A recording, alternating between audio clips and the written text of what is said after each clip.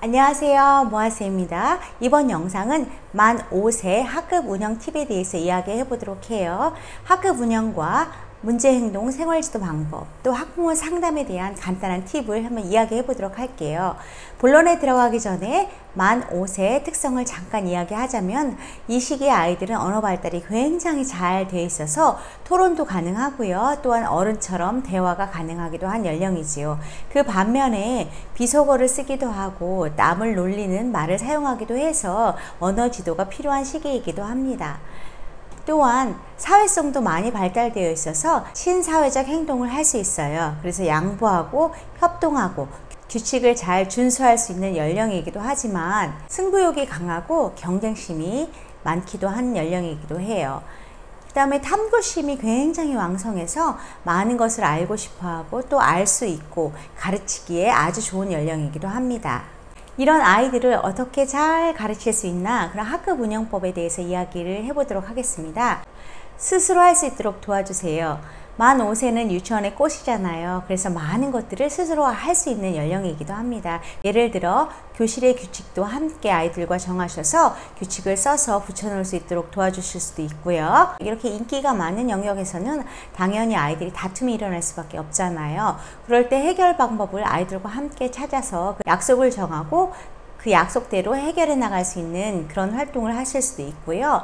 또한 자율선택 활동 끝나고 난 다음에 정리하는 부분이 있잖아요. 특히 몬테소리 교실에서는 교구 하나를 잃어버리면 안 되기 때문에 그 교구장마다 담당자를 다 세워주셔서 아이들이 스스로 정리할 수 있도록 또 점검할 수 있도록 도와주시는데, 이때 그 담당자는 정리를 다 하는 것이 아니라 점검을 하는 거예요. 두 번째, 피어 티칭이 가능한 시기예요. 이 피어 티칭이 뭐냐면 한국말로 하자면 도우미 제도라고 할 수 있죠. 많은 선생님들이 교실에서 도우미 제도를 수행하고 있는데요. 대부분 선생님들은 오늘의 도우미에서 그 아이가 이제 그 학급을 위해서 봉사하도록 하잖아요. 근데 제가 여기서 말씀드리는 도우미 제도는 아이들이 각 한 사람 한 사람이 잘 하는 것들이 다 다르기 때문에, 그러니까 무언가 아이들이 도움이 필요할 때 그 아이를 찾아가서 도움을 받을 수 있는 그런 것들을 말하는 거예요.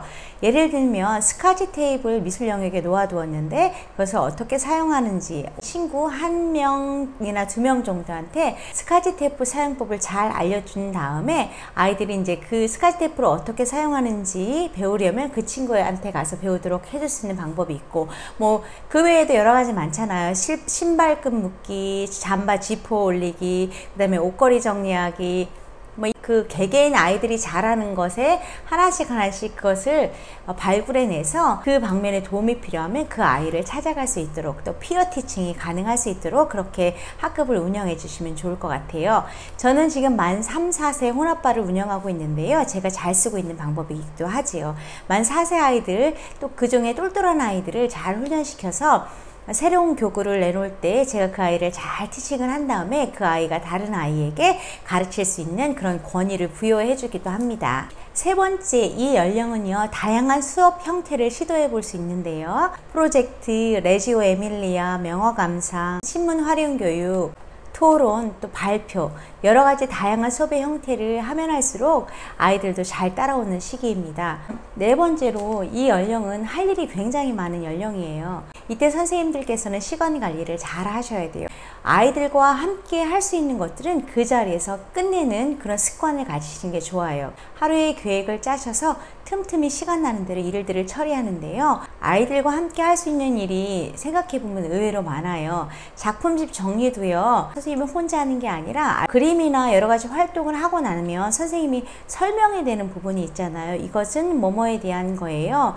그러한 것들도 다 프린트해서 가위로 자른 다음에 아이들한테 하나씩 나누어 줘서 아이들이 직접 붙여서 파일에 정리하도록 한다든지, 이런 것처럼 이 시기의 연령 아이들을 잘 활용하셔서 선생님의 일을 좀 더 간소하게 분담할 수 있는 것을 추천해 드립니다. 생활지도는 어떻게 해야 될까, 문제행동을 보였을 때는 어떻게 해야 될까, 그 이야기를 나누고 싶은데요. 그것이 선생님들이 가장 힘든 부분이 아닐까 생각합니다. 만 5세, 7세 아이들은 유치원에서 가장 상급생이고 나름대로 유치원 생활을 굉장히 많이 하는 아이들이에요. 선생님이 아이를 다루기도 하지만 이 연령은 아이들이 선생님을 다루기도 하는 연령이에요. 그래서 아이들이 선생님을 테스트해서 이 선생님은 말을 들어야겠다, 이 선생님은 조금 내가 내 맘대로 해도 되겠다, 이런 나름대로의 그런 테스트를 하는 선생님들께서 이 만 5세반을 잘 하시려면 다른 연령과 마찬가지로 3월달 기본생활 습관을 잘 길들여 놓으신 후에 평소에도 이 아이들은 기본생활 습관에 대해서 시시때때로 토의하고 왜 그러면 안 되는지 이야기해야 되는 연령입니다. 이 연령의 아이들은 그 행동의 전염력이 굉장히 빠르게 전파돼서 한 친구가 안 좋은 행동을 했으면 그 학급으로 퍼지는 시간이 굉장히 짧아요. 한 사람이 비속어를 쓰면 그 말이 전체로 빠르게 퍼져서 어머님들한테 전화가 오는 경우도 있거든요. 그러니까 그런 행동들을 즉시 바로잡고 가야 되는데, 그렇다면 어떻게 바로 잡아야 될까요? 카리스마라고 이제 표현을 하기도 하는데, 저는 다른 말로 한 손에는 엄격함과 한 손에는 친절함을 가지고 아이들이 대하는 선생님이 되었으면 좋겠는데요. 그렇다면 이게 구체적으로 어떤 모습일까요? 엄할 땐 엄한 선생님, 친절할 땐 저희 반 만 4세 아이들이 이제 조금 크게 되면 굉장히 뺀질뺀질을 하게 돼요. 저는 호주 유치원에 지금 근무하고 있어서 1월 중순이 새학기가 시작돼서 지금 시점이 한 달 정도 지낸 시점이거든요. 근데 제가 어저께 보니까 저희 반이 이제 안정이 되었더라고요. 이제 뛰어다니는 친구가 없고, 그 다음에 교실에서는 조용히 얘기하고 또 자기 해야 할 일에 집중해서 장난하지 않고 하고 있고요. 그다음에 화장실에서 이제 놀이하는 친구도 많이 줄었어요. 그래서 지금은 현재 저희 교실에서 누가 이제 뛰거나 약간 이렇게 소란스러운 놀이를 시작했을 때 제가 그 아이 이름을 딱 부르면 그 아이가 저를 딱 쳐다보고 그 행동을 중지하면서 이제 자기가 무엇을 해야 될지 스스로 알아서 할 수 있는 그런 학급이 되었어요. 제가 어떻게 이런 학급을 만들었냐면요. 제가 지금 위에 카드를 달아 드릴게요. 한번 그걸 보셔서 학기 초 기본생활 습관을 어떻게 하면 좋을지 그 카드를 보고 한번 연습해 보시고요. 특히나 만 5세반 연령은 엄격해야 된다고 제가 말씀드렸잖아요. 그러면 엄격한 게 소리를 지르고 화를 내라는 것이 아니고요. 잘못한 아이들을 그 즉시 아주 진지하게 얘기를 하는 것을 말해요. 만약에 3명, 4명이 한꺼번에 잘못을 했다면 3명을 다 놓고 또한 반 전체를 다 놓고 훈육하는 일은 피하시고요. 1대 1. 그러니까 그 아이 한 명과 선생님이 이야기를 하는 거예요. 그때 눈을 똑바로 쳐다보시고 얼굴은 미소를 지으시면 안 돼요. 딱 엄격하고 무엇을 잘못했는지 눈을 보시고 짧고 낮고 간결한 톤으로 그 아이에게 말하는 거예요. 그런데 이제 대부분의 아이들은 그 행동에 대해서 또 선생님이 그렇게 반응을 반복하다 보면 말을 다 듣게 돼 있는데요. 그 힘든 아이들이 한두 명이 섞여 있을 수가 있어요. 근데 그런 아이들한테는 해도 안 될 때가 있거든요. 그럴 때는 저는 어머님들한테는 타임아웃을 권해드리기도 해요. 집에서 타임아웃을 사용해도 좋지만 유치원에서는 타임아웃은 권장해 드리지 않아요. 이게 굉장히 오해의 소지가 있을 뿐더러 아이들이 억울하다는 생각을 가질 수 있기 때문에 현장에서는 여러분들께 타임아웃을 권해 드리진 않는데, 어떻게 하면 아이들 행동 지도를 아이들이 억울하지도 않고 학부모님들이 민감하지 않게 또 지도를 할 수 있을까요? 제가 사용하는 방법은 자유를 조금 제한해 주는 거예요.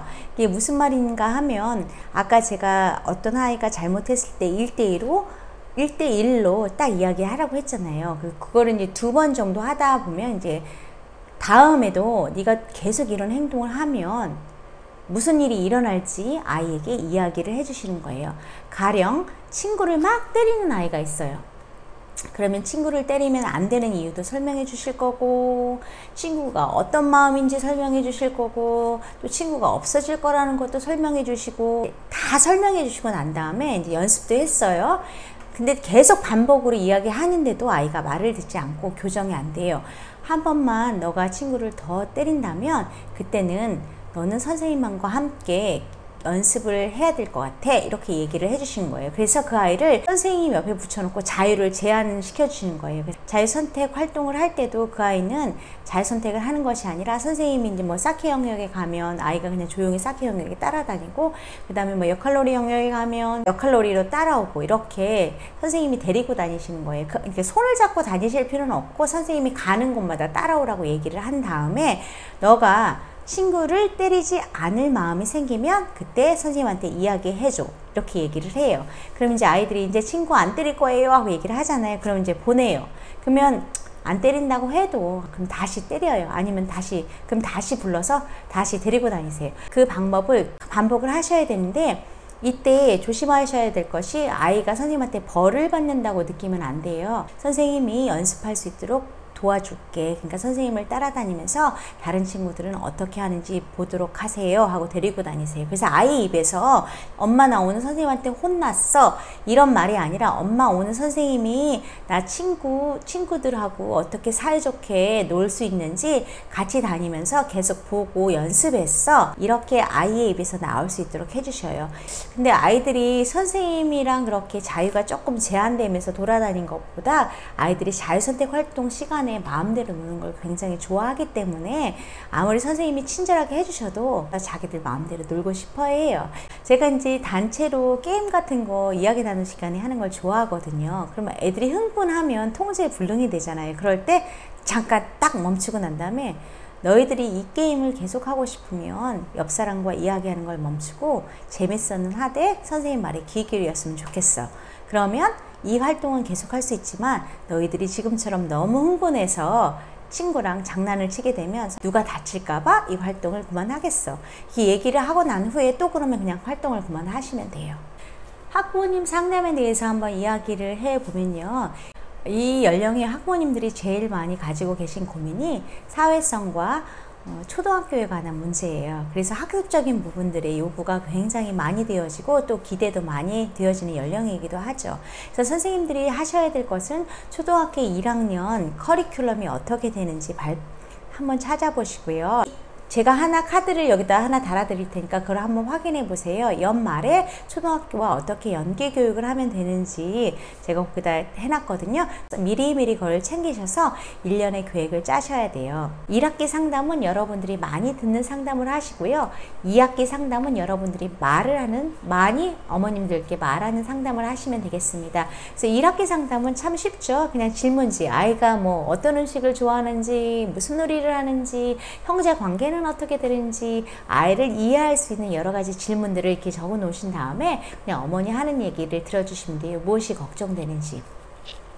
그리고 아까도 말씀드렸듯이 초등학교 1학년 커리큘럼을 다 보신 다음에 어머님들을 좀 안심시키셔야 돼요. 어머님들이 굉장히 불안해하고 있거든요. 사실 한글을 얼마나 아느냐, 수를 얼마나 아느냐보다 아이들이 성공적인 학교 생활을 하려면 기본 생활 습관이 잘 되어 있는 아이들이 학교에 가서 성공적으로 적응도 하고 학업 성적도 좋아요. 내 물건을 스스로 정리할 수 있는 친구, 화장실을 나 혼자 사용할 수 있는 친구, 또 친구한테 고마워, 뭐 미안해 이런 이야기를 잘하고 인사를 잘하는 친구, 또 책상에 앉아서 무엇인가 활동하는 친구, 또 다른 사람이 말할 때는 들어줄 수 있는 친구, 선생님이 말씀하실 때 집중할 수 있는 친구, 이런 친구들이 학교 성적이 좋아서 여러분들이 학부모님들과 상담을 하실 때는 한글을 얼마나 아냐, 수를 얼마나 아냐도 중요하지만 그런 태도를 기를 수 있는 그런 1년이 되도록 어머님과 또 선생님들이 함께 노력하셔야 될 것 같습니다.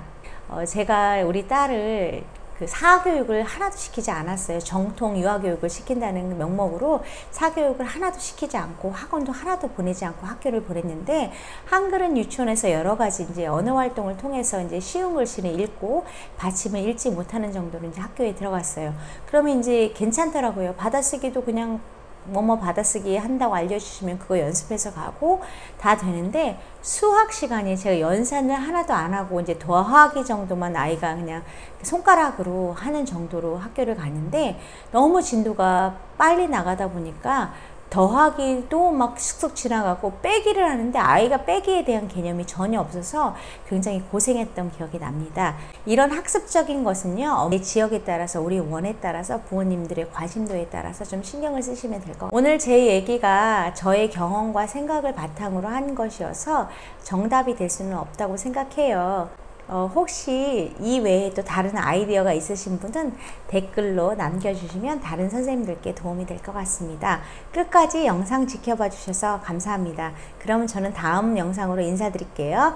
감사합니다.